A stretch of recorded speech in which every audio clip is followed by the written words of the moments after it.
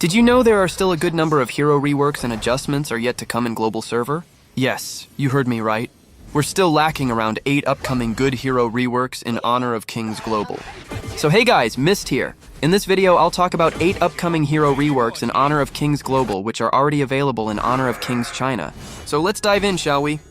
First, we have Miyu. For Miyu, all her skills are almost same, but her second skill got some major changes. After China server's recent rework, Miyu now able to link multiple targets at the same time with her second skill. Previously in China server or current global server, Miyu can only link with one target at a time, which makes her a 1v1 beast. But this version of Miyu is kinda weak in big team fights. So, that's where the rework comes in. Her new rework now lets her chain link all nearby enemies of your first linked target. This also increases the base damage and the healing you get from every link. The slow effect is also stronger now and scales up over time. But remember, healing is halved for minions and monsters. Aside from the second skill rework, devs balanced out her other skills. Now her passive damage on the enhanced basic attacks are reduced. Other than that, she's same as global. With Miyue's this rework, we'll get to see her in team fights a bit more, as Miyu users are just like Li Xin users, always chasing after towers. Anyways, what do you guys think about this rework? Let me know in the comments. After Miyu, we have FLOWBORN MAGE's rework, which is actually very amazing. FLOWBORN's rework came in China server recently, and actually it's great because of how smooth now Flow Mage feels. Devs gave him more poke and laning power. His enhanced basic attack got a huge update, because now her enhanced basic attack can hit multiple targets at the same time like a chain. This will 100% help FLOWBORN Mage in this laning and poking enemies. His second skill actually got most amazing rework, because now you can move while casting skills. This will be such a great help in their survival as they can maintain proper distance now. For his second skill, you throw a magic orb that passes through minions and explodes when it hits an enemy target. It deals instant burst damage and slows the target, also deals a nice damage over time. If you cast the orbs twice within 2 seconds, his second skill's range actually gets increased, and also slow effect turns into a stun ability. Now for the ultimate, his ultimate got buffed and reworked into a more effective way. The light beams that FLOWBORN Mage throws is no longer blocked by the first hero it hits, but instead attacks all the nearby targets at the same time. So it's now easier for FLOWBORN Mage to kill backline squishy easily.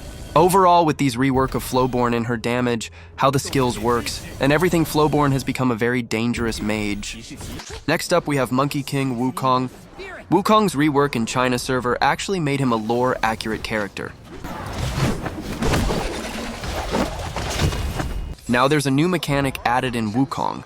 Now when you try to recall, there'll be an option to summon a flying Nimbus, which will take Wukong in the base like a true Monkey King. It's actually same as a recall.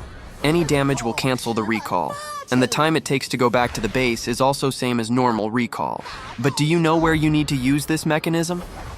You can use this to travel the map faster or escape enemies quickly, because you can get off the flying Nimbus anytime, anywhere in the path. Another change has been done in his second skill.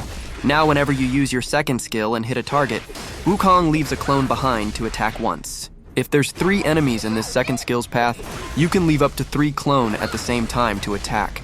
Other than this changes Wukong's, all other abilities stay same.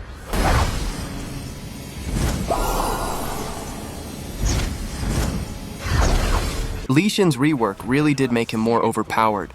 Now using both of his forms is more rewarding than one form, cause devs added a new energy bar system in his passive ability. Now whenever you transform into other forms, you instantly get full energy for that form.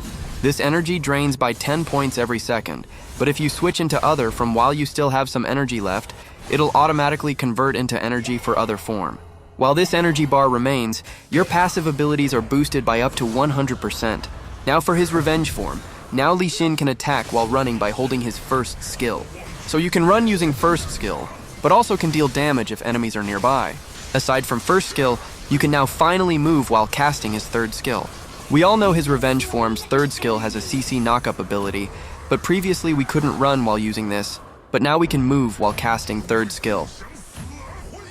The transform from one form to another takes only 2 seconds, and animation is more clean. But most importantly, while transforming, Li Xin deals an area damage. In light form, his first and ultimate skill got huge damage and scaling buffs. Aside from these, his skills now have the attack speed synergy, The speed of Li Xin's sword waves on second skill and charging speed of his ultimate will now get faster the more attack speed we build in Li Xin. Overall now Li Xin became a good hero where we can use a hybrid build and use both of his forms. Next up, Liu Bei. Global Liu Bei is lacking compared to China version Liu Bei. Global Liu Bei is a simple, short-ranged fighter with simple skills. But on the other hand, Chinese Liu Bei is a high-skill, high-mobility burst marksman jungle. For his first skill, which is kinda Liu Bei heart of his kit, Global is missing the explosive shot, the knockback dash, and the massive AoE burst damage. The lack of burst damage really puts a negative impact of his jungle clear speed, burst combo, and repositioning tool. For his ultimate, Global is missing the range increase and extra pellets, which are core to his late-game teamfight DPS and dueling. His Global ultimate is just a shield, while his Chinese ultimate turns him into a raid boss. Also, Global is missing the per pellet cooldown reduction on his second skill, and the scaling shield on ultimate, which reward precise, aggressive play. Overall, Chinese version Rework needs to be released in Global as soon as possible, cause Liu Bei is really weak in matches. So what do you guys think about Liu Bei's changes? Is it worth it? Do you guys want this changes in Global soon? Arthur also got a minor rework in his ability. Arthur got Kaiser treatment in honor of King's China. We can now do Arthur's first skill's dash without any target. After using his first skill, previously Arthur needed a target to dash and move forward to silence them, but there's no need for targets now. You can now use this dash to cross any small walls from the map easily, which will give you more mobility while playing Arthur.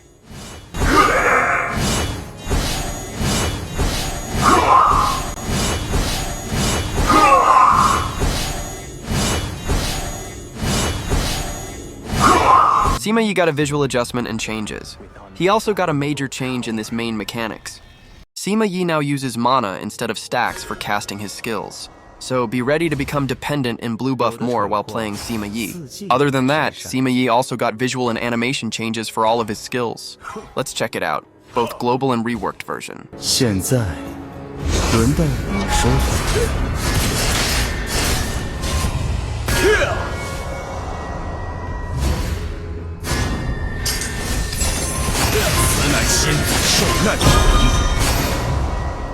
You have been slain.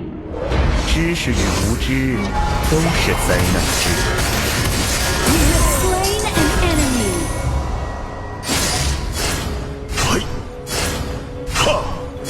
I know a pretentious fool who carries a fan all year round.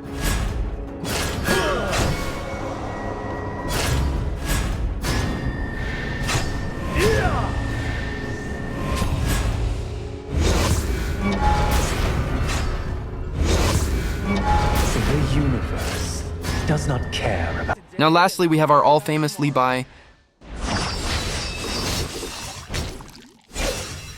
For a while now, Liu Bei in China server got a cool dodge ability. Liu Bei can dodge a certain percentage of attacks after using his second skill in honor of King's China. He literally dodges like a DONGHUA main character, which he is actually.